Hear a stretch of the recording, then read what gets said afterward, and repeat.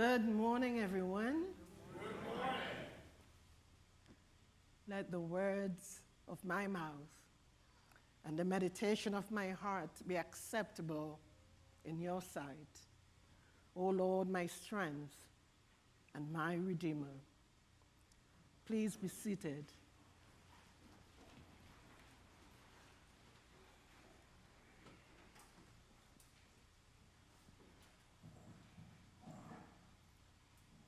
It's now 2 weeks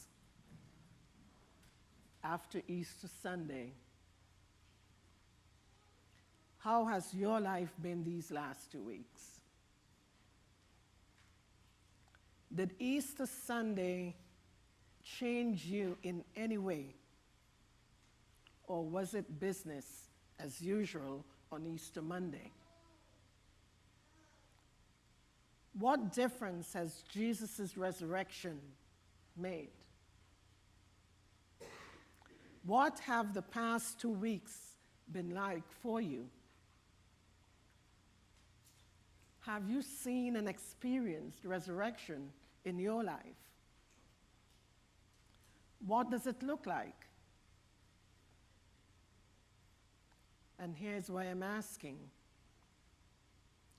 2 weeks ago,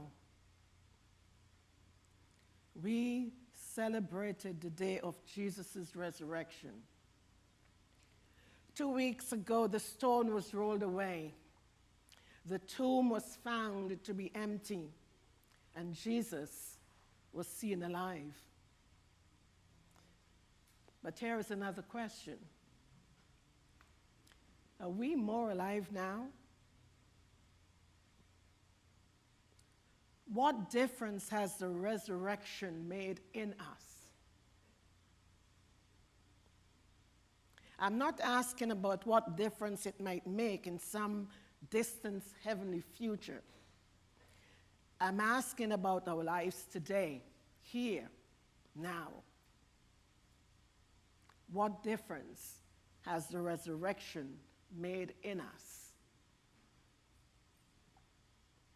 Easter, the celebration of the resurrection of Jesus Christ, the victory over sin, death, and the grave. Everywhere, churches are full. The hymns are sung with gusto. The alleluias are back, and hope is renewed. However, the question that often follows the celebration is, what comes after Easter? What comes after Easter Sunday? For many, Easter does end with that Sunday service. But for Jesus and his disciples, it marked the beginning of a great purpose. After Easter, Jesus did not simply ascend and leave. No. He appeared, he taught, he restored, he empowered, and he commissioned. It was after Easter that the disciples truly began to understand their calling and responsibility. But the resurrection was not the end of the story. It was the beginning of the mission. This message reminds us that the resurrection power must not end at the tomb. It must transform our daily living. After Easter, we must walk in renewed purpose, a deeper fellowship with Christ, and a commitment to his mission. So if I may ask you again, what has the past 2 weeks been like for you? Have you seen and experienced resurrection in your life? What does it look like? 2 weeks ago, We celebrated Jesus' resurrection 2 weeks ago. The stone was rolled away, the tomb was found to be empty, and Jesus was seen alive. Are we more alive now? What difference has the resurrection really made in us? I'm not asking about what difference it might make in some distant heavenly future. I'm asking about our lives today, here, now. Maybe the big deal of the resurrection happens in the small details of everyday life. Maybe the big deal of the empty tomb is experienced in the ordinary circumstances of our lives. Maybe the big deal of Jesus being alive is revealed in the routine of our lives. And let me explain why I say that. John begins today's gospel by telling us that Jesus showed himself in this way. John then sets the third appearance of Jesus to his disciples amidst ordinary circumstances. He returns the disciples to their old routines. He gives a lot of small, seemingly unnecessary and even strange details. And John could just have said easily, while the disciples were fishing, they saw Jesus on the shore. This was his third appearance, but he didn't. Instead, John focuses on the details in which Jesus showed himself. So maybe we should too. That's what I want to do today. I want us to explore the detail John gives us in today's gospel. I want to play with the images in a way that I hope will help us recognize the resurrection of Jesus in the details of our own lives. The disciples have returned home. They've gone back to fishing. They've moved from the empty tomb to their boats, from the house in Jerusalem to the familiar waters of the Sea of Tiberias. They have traveled some 70 or 80 miles from the place of Jesus' resurrection and given themselves to their old routine of fishing. They have returned to the same boats, the same nets, the same water, the same work. That's when and where Jesus showed himself. That's when and where we can expect Jesus to show himself to us. Resurrection does not happen apart from the routines of life, but in them. Resurrection is not about escaping life, but about becoming alive. They fished through the darkness, but the nets were empty. That night, they caught nothing. The darkness, however, was not just about the night sky. The darkness was also in the disciples. In the same way, the empty net is not only descriptive of their fishing efforts, it's descriptive of the disciples themselves. They are empty as their nets. Who here hasn't experienced that darkness and emptiness? We know what that's like. I think we all do. We fish, we work, we do our best, but we still come up empty. In those times, we have come to the limits of our own self-sufficiency. We have nothing to show for our efforts and nothing left to give. That's when Jesus, still unrecognized by the disciples, shows himself and says, "Children, you have no fish, do you?" That's not so much a question as it is a statement. Within Jesus' words, we hear the echo of Mary's voice at the wedding in Cana when she said to Jesus, "They have no wine." Empty nets, empty jars, no wine, no fish, no life. That's when Jesus showed himself. Nets and jars cannot be filled unless they're first emptied. In the same way, we can never be filled with Jesus until we are first emptied of ourselves, until we come to recognize the limits of our own self-sufficiency. The emptiness is not the end or a failure, but the beginning. And the miracle begins when the wine runs out. Jesus shows up when the nets are empty. So let me ask you this again.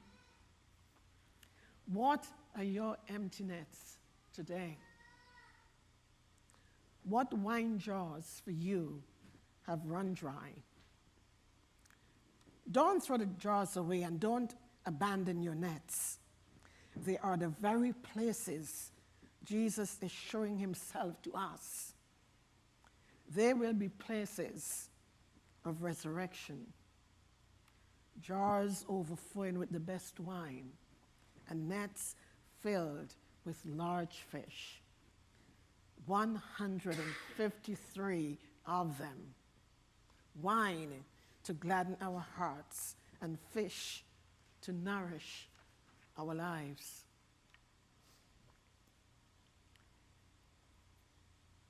Did you notice that all of this happened just after daybreak?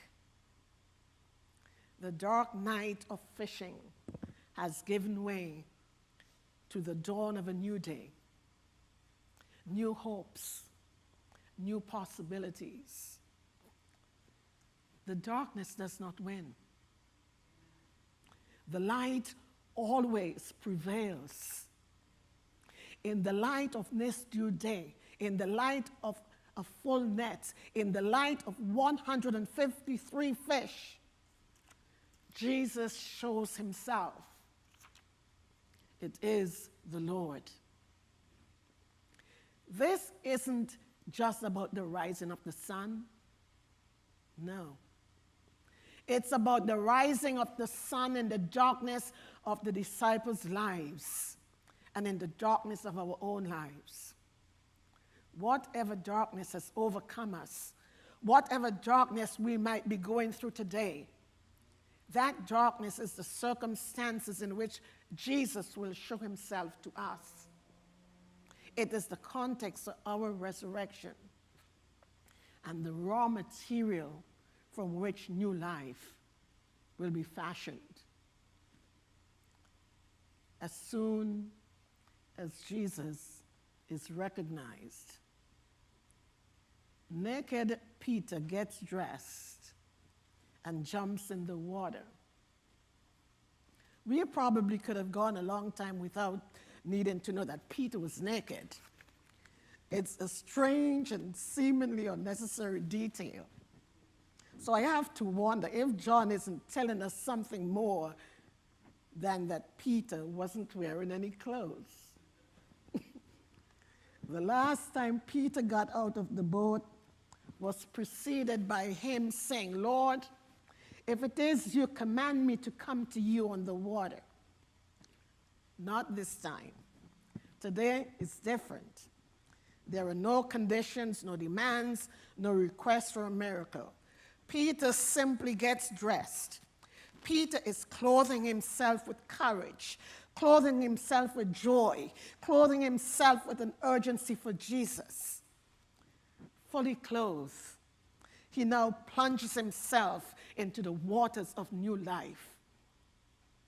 What places or circumstances of our lives need to be clothed with courage or joy? And if they were, how would that change our lives? What new possibilities will open to us? What would we do differently? How would that change our relationships, our outlook on life and the world? What does a life clothed in courage, joy, and urgency for Christ mean for us? Whatever our answers might be, they are the places and ways in which Jesus is showing himself to us. And here's another little detail John offers us. Jesus is never far away, only about 100 yards. He's always within easy reach. My brothers and sisters, I wonder what Peter thought when he got ashore and saw a charcoal fire. Did he gaze into the flames? Did he lose himself in the past and remembered that other charcoal fire, the one by which he warmed himself and denied Jesus? I wonder if Peter heard the cock crow, its exclamation point to his guilt. I wonder if he was overcome with regret. I wonder if he was afraid. I wonder if he relived that night thinking, if only. And I only wonder these things because that's often what we've done with our guilt, our regrets and betrayals. Whatever Peter might have been thinking or feeling, and whatever guilt the cock was crowing in Peter's memory were interrupted, banished, and silenced by Jesus showing himself and saying, "Come and have breakfast." My brothers and sisters, Jesus shows himself to us in the charcoal fires of our guilt, our regrets, our betrayals. Those fires, however, have been extinguished and a new fire rekindled. That's true for Peter, for you, and for me. The bread himself has prepared a place for us at the table. The Last Supper has become the first breakfast, and the charcoal fire of denial has become a charcoal fire of welcome and invitation. What looked like endings have become new beginnings. For most of us, shared meals also mean shared conversation. And so it does for Jesus and Peter. It was a conversation about love, freedom, and moving forward. Do you love me? Jesus asked Peter, not once, but 3 times. One question for each of Peter's denial. 3 times Peter gives the same answer. Yes, Lord, you know that I love you. And I think he did. I think Jesus knew that Peter loved him, but Peter needed to know that he loved Jesus. Peter needed to understand that he was not bound to or identify by his past. How many of us also need to hear, to understand and experience that again and again, as if for the first time, that we are not bound or identified by our past.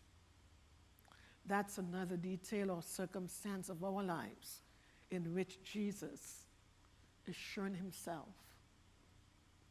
With each question and answer, Jesus drew Peter from his past and freed him to become himself and to be more fully alive. Isn't that what today's gospel has been about? It's the same story being told through the many details and circumstances of our lives.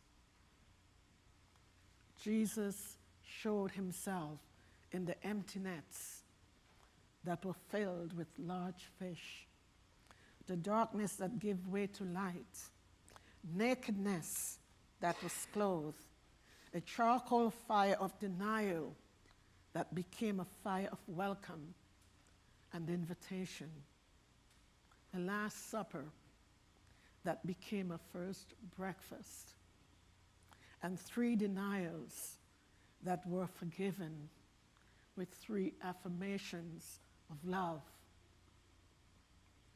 Resurrection is in the details. That's true in today's gospel and in our lives. The gospel details are our life's details.